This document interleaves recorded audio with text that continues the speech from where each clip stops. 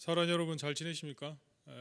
부활절을 앞두고 제가 다시 오늘 하나님 말씀으로 여러분과 함께 나누려고 합니다. 아시는 것처럼 이번 주간이 고난 주간입니다. 그래서 일주일 동안 교회에서는 영상으로 특별 새벽 기도회를 내보내고 있는 중입니다. 그리고 오늘은 성금요일이죠. 그리고 이번 주일은 부활주일입니다. 사실 우리 기독교 최대의 명절은 부활절입니다. 성탄절보다 부활절이 우리 기독교의 최대의 명절이거든요. 그래서 어떻게 보면 이 부활절이 우리 기독교에서는 가장 소중하고 중요한데 코로나19 때문에 부활절도 온라인으로 예배를 드려야 될 상황입니다. 그래서 제가 부활절을 앞두고 또 하나님 말씀을 함께 나누려고 특별히 오늘 요한복음 11장을 가지고 하나님 말씀 전하려고 합니다. 저는 새로운 한 해가 시작될 때마다 꼭 개인적으로 세우는 계획이 있거든요. 그 중에 한 가지가 빠지지 않고 들어가는 것이 바로 운동하는 일입니다. 제가 왜 운동을 그렇게 고집하고 생각하냐 하면 운동해야 건강해집니다. 그리고 사실 운동하면서 제가 여러 가지 좋은 효과들을 제 스스로 많이 체험했기 때문입니다. 운동해서 몸이 건강하면 능률도 오르고 또 적극적이 됩니다. 더 나아가서 운동해서 자신의 한계를 한번 극복해 보고자 하는 그런 생각도 있었기 때문입니다. 군대 이야기해서 대단히 죄송한데요. 군대에 있을 때 제일 하기 싫었던 훈련 중에 한 가지가 바로 행군이었습니다.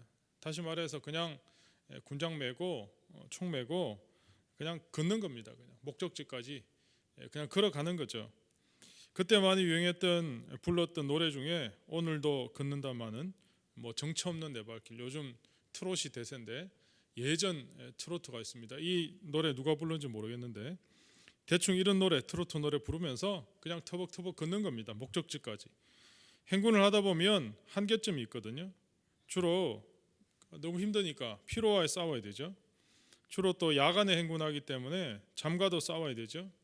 배고프니까 10시간, 15시간 이렇게 걸어가야 되니까 배고픔과도 싸워야 되죠. 어떤 때는 영하 20도의 추위 속에서 걷기 때문에 추위와도 싸워야 됩니다. 또 체력적으로 너무 힘들기 때문에 체력적으로도 싸워야 됩니다. 수많은 한계들과 부딪히게 되죠. 그래서 얼마나 힘들었으면 행군할 때 꼭 사고가 납니다. 그래서 어떤 친구들은 걷다가 뭐 다리 아래로 뛰어내린 친구도 있을 정도였습니다. 물론 간혹이었지만 얼마나 힘들었으면 그러겠습니까? 저도 사실 행군하다가 의도치 않게 다쳐서 원주에 있는 통합병까지 가서 수술하기도 했었습니다. 그런데 그 한계들을 다 극복하고 나면 목적지까지 다 완주하고 나면 그 다음부터는 일종의 좀 자신감이 생깁니다. 그리고 그 다음에는 처음 때보다 훨씬 더 쉬워지죠. 1950년대 신문에 이런 기사가 있었대요. 인간의 능력의 한계를 주제로 한 기사였거든요. 신문 기사였는데요. 마라톤의 예를 들었습니다. 인간의 심폐기능을 분석해 보니까요. 마라톤이 여러분 거리가 얼마죠? 42.19km잖아요. 42.19km를 2시간 10분 내로 뛸 수 없다. 그렇게 1950년대 신문기사가 난 거죠. 만약에 2시간 10분 내로 사람이 뛰게 되면 심장이 파열해서 죽게 된다는 거예요. 만약에 모든 사람들이 이 분석을 믿었다면 아마도 마라톤 신기록은 갱신되지 않았을 겁니다. 그러나 현재 마라톤 신기록은 제가 조사해 보니까요. 케냐의 킵초게라는 사람이 있는데요. 이분이 세운 기록이 2시간 1분 39초랍니다. 2시간 1분 39초, 여러분 아직 마음에 안 와닿으시죠? 이 기록은 100m 달리기를 17초로 뛰면서 420바퀴를 뛰는 겁니다. 100m 17초로 420번. 와, 대단한 기록 아닙니까? 그래서 누군가가 한계선을 돌파하면 그만큼 우리의 한계선은 넓어지고 그만큼 풍성한 삶을 살 수 있다는 거죠. 여러분, 이것은 우리 신앙에도 마찬가지입니다. 사람들이 신앙을 가진다고 하지만 그 동기와 원인은 정말 다양한 것 같습니다. 어떤 사람은 믿음의 동기가 마음이 불안해서, 또 어떤 사람은 병을 고치기 위해서, 또 어떤 사람은 하나님의 축복을 받으려고, 또 어떤 사람은 너무 마음이 외로워서 공동체를 찾다가 그렇게 교회에 나오기도 하고, 또 지금은 교회 아닌 다른 이단에 빠지기도 합니다. 그런데 문제는 자신의 신앙의 한계를 결코 넓히려고 하지 않는다는 거죠. 한번 자신의 한계가 정해지면 어떤 일이 있어도 그 한계를 넘어서 하나님께 맡기려고 하지 않습니다.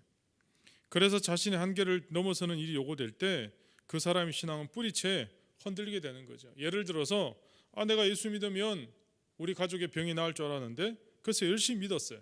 근데 낫지 못하고 세상을 떠난 거죠. 그럼 어떻게 됩니까? 믿음이 바닥이 나는 거죠. 내가 열심히 믿고 기도하면 좋은 대학, 좋은 직장 들어갈 줄 알았는데 대학 시험 치르고 나니까 어떻게 해요? 실패하게 된 거죠. 직장에서 떨어지게 된 거죠. 그러면 삶에 희망을 잃게 됩니다. 그리고 믿음도 떨어지게 되는 거죠. 내가 바라고 원하는 한계 너머에 하나님이 도대체 무엇을 하실 수 있을까요? 그러나 참 신앙은 거기서부터 시작되는 거죠. 내 이성적으로 생각해서는 도저히 뭔가를 기대하거나 상상할 수 없었던 영역에서부터 신앙은 힘을 발휘하게 됩니다. 그리고 주님은 그 한계 너머로 우리를 끌고 가시는 거죠. 오늘 제가 여러분과 함께 보시는 요한복음 11장은 특별히 나사로라는 한 가정의 이야기가 나옵니다. 오늘 이 가정의 위기가 펼쳐지는데요. 어떤 위기냐면 그 위기는 바로 나사로의 죽음 사건입니다. 나사로의 가정은 유대인의 관점에서 볼 때 일반적 가정은 아닙니다. 유대 사회는 한국의 전통 사회와 마찬가지로 가부장적인 사회였습니다. 가부장적 사회라는 것은 아버지와 남자 중심의 사회라는 말이죠. 모든 권리와 책임은 바로 가장에게 집중되어 있었습니다. 한 가정에서 가장이 없으면 자신의 권리를 행사하는 것이나 권리를 보호받는 것에서 엄청난 제약을 받습니다. 여러분 아시는 대표적인 이야기가 바로 룻기입니다. 룻이 재산권이나 다른 모든 권리를 주장하기 위해서는 후견인이 필요하거든요. 그래서 보아스가 세워지는 거죠. 여러분 이게 바로 이스라엘 사회였습니다. 집안에 남자가 없으면 무조건 법적인 미성년자 취급을 당하는 거죠. 가장이 있어야만 법적인 효력이 나타나기 때문입니다. 그래서 성경은 가장 불쌍하고 약한 사람을 고아와 과부라고 합니다. 왜 그렇습니까? 권리 행사와 보호의 사각지대에 놓여 있기 때문입니다. 이들은 아무리 큰 불이익을 당해도 마땅히 호소할 곳이 없어요. 그리고 보호받지도 못합니다. 그래서 성경은 고아와 과부를 돌아보는 것을 경건이다 그렇게 이야기합니다. 제가 미국에서 잠깐 목회할 때 저희 교회 안수 집사님께서 제가 어느 날 오병이어 설교를 했거든요. 그래서 떡 5개와 물고기 2마리로 5천 명을 먹이고도 남긴 그 역사를 오늘 우리가 삶에 한번 실천해 봅시다. 오늘 우리가 살고 있는 이 미국 땅의 이민사회 속에 가장 제가 볼 때 불쌍한 그룹 중에 하나가 바로 싱글맘입니다. 싱글맘이라는 건 여성 혼자서 아이를 키우는 그런 가정들을 말하죠. 그래서 의외로 그런 가정들이 이민사회에 되게 많았어요. 그래서 어떻게 하면 저분들을 도울 수 있을까 생각하다가 교회에서 집을 한 채 사서 그 집에서 좀 공동체 할 수 있도록 그래서 집세도 좀 아껴주고 좀 생활에 도움을 주면 좋지 않을까, 실질적인 도움을 주자라는 생각에서 제가 제안을 했거든요. 근데 그때 제 설교를 들었던 어떤 안수 집사님이 집을 한 채 사주시고는 정말 좋은 집이었죠. 제 집보다 훨씬 몇 배나 더 좋은 집인데 그 집에다가 몇몇 가정들을 좀 이렇게 머물 수 있도록 하면 좋겠다 그렇게 허락해 주셨어요. 그래서 그분들을 위해서 일을 한 적이 있습니다. 왜냐하면 성경적으로 가장 보호해야 될 처지에 놓여 있는 사람들이었기 때문이죠. 나사로의 가정이 보면 바로 이런 가정이었다는 거죠. 연약한 가정이었고 보호받지 못하는 가정이었습니다. 일단 이 가정에는 엄마 아빠가 없습니다. 오라비 하나와 누이 동생 둘로 된 3남매 가정이었습니다. 정말 약하고 어려운 가정이었죠. 그래서 이 가정의 유일한 희망은 바로 오빠 나사로였습니다. 가장이었던 오빠가 역할을 잘 해야 이 가정이 살아나고 희망이 있는 거죠. 그래서 모든 시선이 오빠 나사로에게 집중되어 있었습니다. 그런데 오늘 우리가 함께 보는 요한복음 11장 본문에는 이들이 완전한 한계에 부딪힌 상황이 등장합니다. 그게 뭐냐면 나사로가 병에 걸리게 됩니다. 무슨 병이었는지 성경에서는 나타나고 있지 않습니다. 그러나 나사로의 생명을 위협하는 무서운 병이었던 것은 틀림없는 것 같습니다. 이 사람은 성경상에서 보면 예수님이 아주 사랑하시는 사람이었고 또 이 가정 역시 주님이 아주 특별하게 생각하는 가정이었습니다. 그래서 아마 이 가정이 어떤 위기에 빠졌을 때, 어려움에 빠졌을 때 주님께서는 와서 도와주시고 고쳐주신다는 그런 생각이 있었던 것 같아요.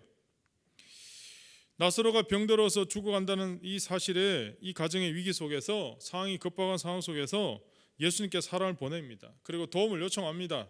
오늘 요한복음 11장 3절에 보면 이렇게 나오거든요.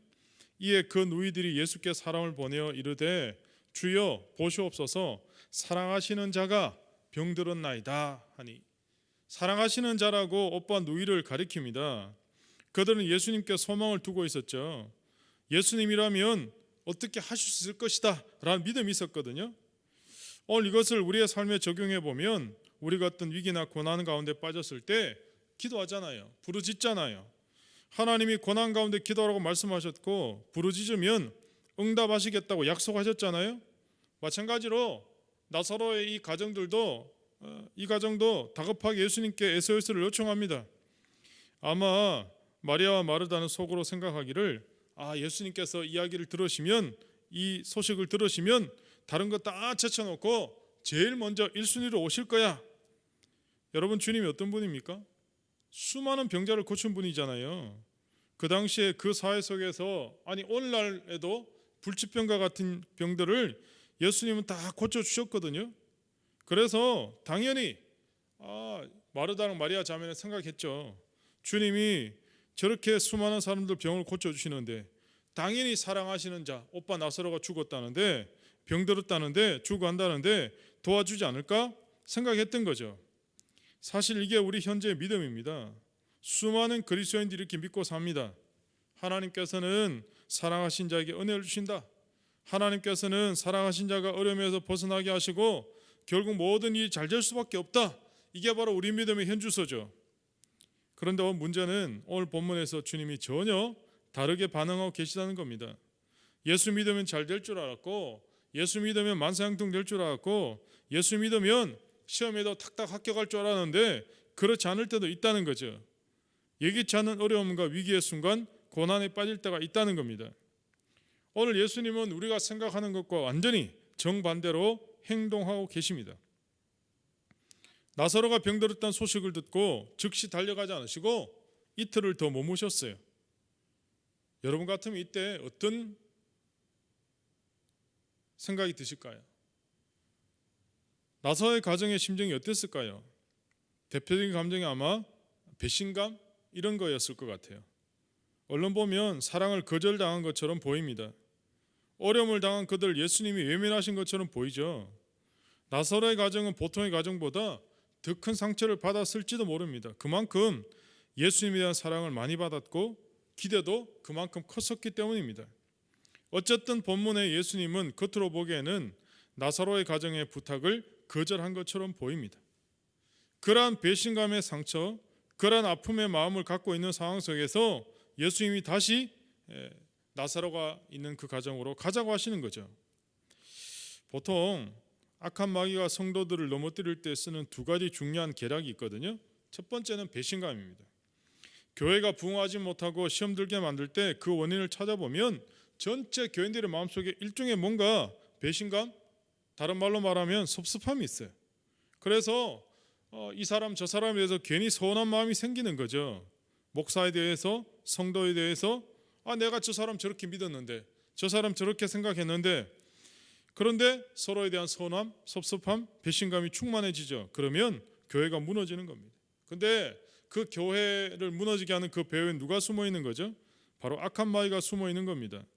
이런 마음은 하나님께로부터 오는 게 아니라 마귀로부터 오는 마음입니다.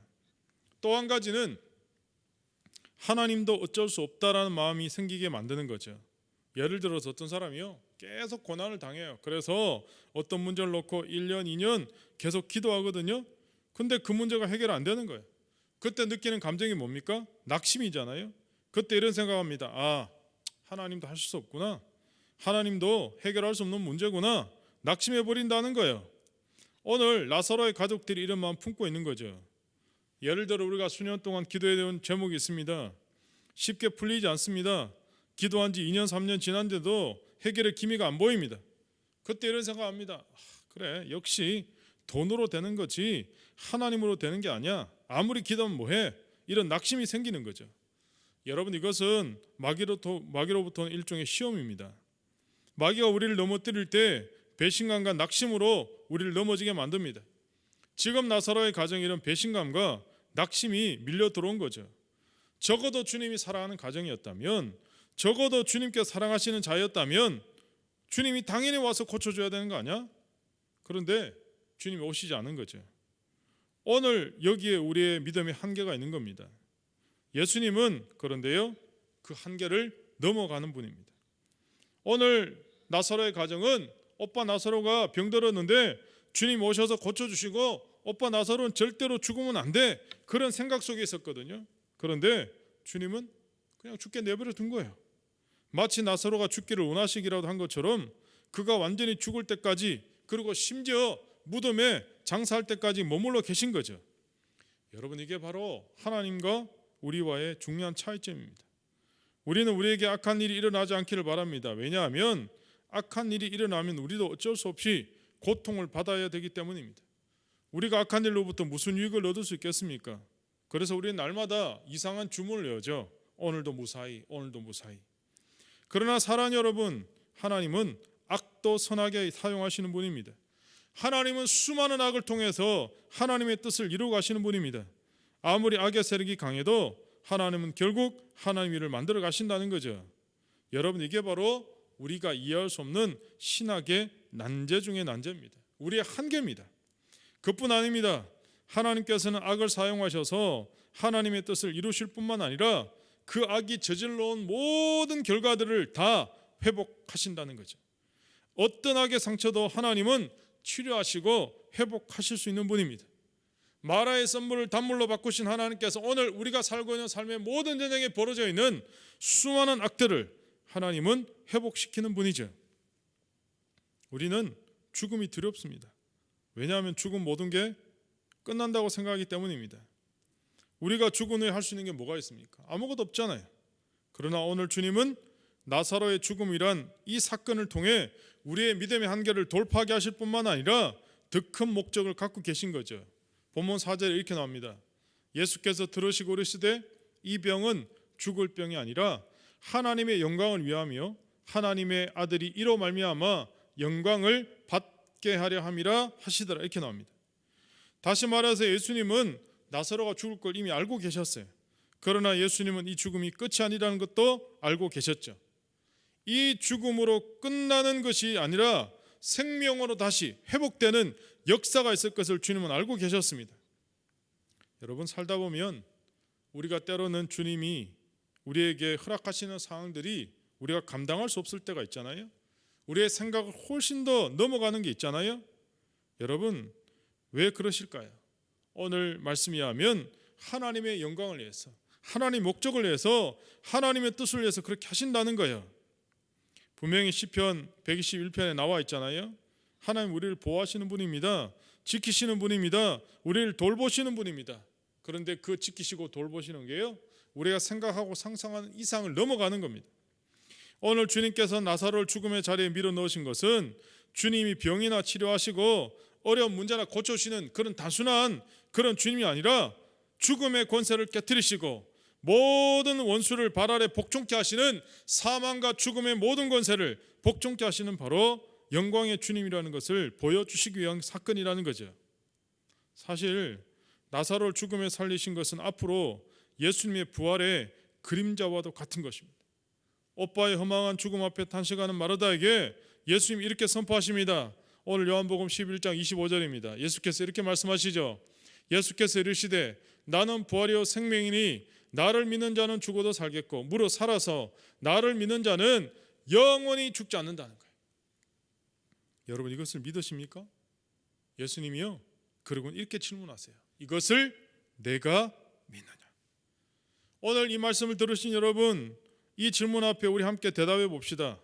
예수께서 부활이요 생명이라고 말씀하시는데 예수님을 믿는 자는 영원히 죽지 않는다, 이 사실을 믿으십니까? 내가 믿느냐? 주님 물으실 때 예, 믿습니다, 아멘, 여러분 그렇게 대답할 수 있습니까? 우리가 알고 있는 한국교회는 부활의 역사를 가진 교회입니다. 한국교회사를 보면 부활절이 있는 1885년 4월 5일 부활절날 오후에 제물포항으로 아펜젤라 부부와 언도드 선교사가 들어오게 된 날입니다. 그래서 어떤 분은 수많은 고난의 역사 속에서도 이 동방의 조그만 나라가 어떻게 전 세계 주목을 받을 수 있냐, 어떻게 전 세계에 복음을 전할 수 있냐, 그 이유는 바로 고난 속에서도 부활의 믿음을 지녔기 때문이라고 합니다. 사랑하는 여러분, 오늘 나사로를 살리신 주님 이제는 성령으로 우리와 함께 하십니다. 예수님께서 다시 사셨습니다. 사망과 엄부와 질병의 모든 권세를 깨뜨리시고 부활하셨습니다. 그러므로 성도의 싸움은 내가 얼마나 돈을 많이 버느냐, 내가 얼마나 좋은 자리 가느냐가 아니라 오늘 우리 인생의 싸움은 내가 지금 이 부활의 신앙을 가지고 정말 하나님을 내 마음속에 주인으로 모시고 사느냐의 문제입니다. 사랑하는 성도 여러분, 우리가 도대체 무엇을 두려워해야 됩니까? 이미 우리들에게는 죽음의 한계를 돌파하고 모든 한계를 뛰어넘는 부활의 신앙이 있습니다. 죽음이 두렵지 않은데 오늘 사는 삶이 두려울 이유가 뭐가 있습니까? 코로나19가 두렵습니까? 물론 조심해야 되죠. 그러나 그 어떤 것도 우리를 주님의 사랑에서 끊을 수가 없습니다. 부활의 주인이시고 능력이신 주님이 오늘 우리들에게 세상을 이길 믿음과 능력을 공급하여 주실 것을 믿기 때문입니다. 사랑하는 여러분, 이 믿음으로 날마다 승리하시는 그런 하나님 백성 되시기를 축복합니다. 부활절을 맞이하는 여러분 모두에게 이 부활의 소망, 이 부활의 믿음으로 지금의 이 어려운 상황들을 다 극복하시고 승리하시는 그런 하나님의 귀한 백성 되시기를 예수 그리스도의 이름으로 축복합니다.